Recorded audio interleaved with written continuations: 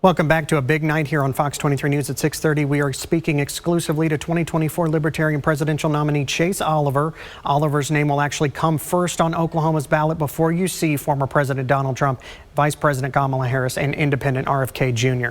Let's continue our conversation unedited and in his own words about the race ahead. Has the race changed for you and the strategy now that it appears Kamala Harris will be leading the Democratic ticket? Have you made any changes to how you play out the next few months?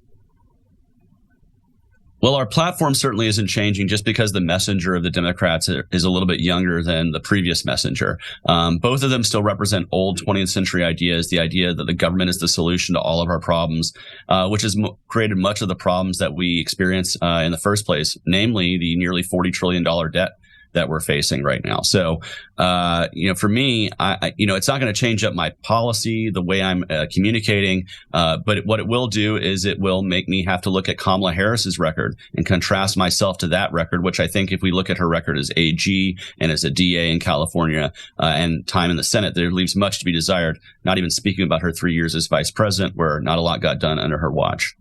You are known nationally as a disruptor, and everyone looks at the Georgia Senate race. And I'm wondering, the big thing is I've heard from Republicans, he's just going to siphon votes from Trump.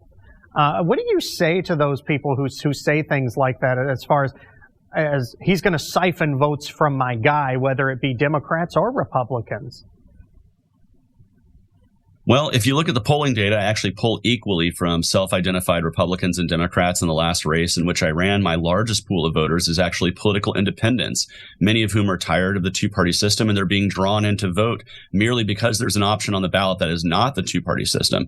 But what I would urge Republicans and Democrats to do is if you want to get libertarian votes, start pushing libertarian policies. See the policies that are bringing people out to vote for me and other libertarians across the country, and adopt those policies and try to coalesce the voters behind you.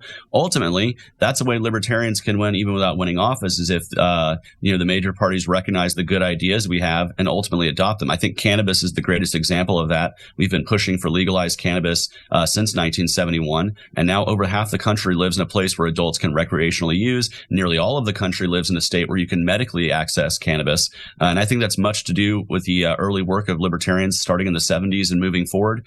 And that's what we can do as libertarians, is help affect the direction of these discussions and push the Overton window towards liberty. So let me ask you this.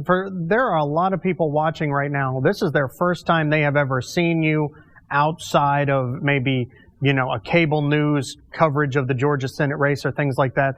Why are you running? What got you off the couch this time? And if I had to ask, who are you? If somebody's coming up to you for the first time, how would you answer those? Well, I'm running because I do believe that America deserves more than two options on the ballot of lower and lower expectations. And I do believe that I can be the best messenger for the Libertarian Party philosophy. That's why I jumped into the race for my party's nomination. And now that I've earned it, I'm going around the country to let voters know that they don't have to settle for just the Democrats or Republicans in this country. And if people ask who I am, I'm a 39-year-old regular American who's had to work paycheck to paycheck throughout my life. I worked 13 years in the restaurant industry, starting out as a dishwasher. I left that industry as someone who helps new entrepreneurs start restaurants. I did 5 years working in the maritime logistics industry, helping to move goods from one side of the world to your store shelves all over America. So I'm somebody who who recognizes the power of free markets, but also who recognizes the struggles of living the everyday American life, because I'm not somebody who was born into political privilege. I wasn't born a billionaire, and I wasn't somebody who's been active in government for the last 50 years. And so I'm somebody who's much more connected to the life of the average American than those others who are running for the highest office in the land. And I hope voters can see their values reflected in a regular, American like myself. So let me ask you this as a final question. I think Gary Johnson, if I remember, had received the most vote share in modern times on the Libertarian ticket. How do you get above that 4% and 5% in all of these states and start making a huge dent? How do you start gaining ground? What is your strategy for that?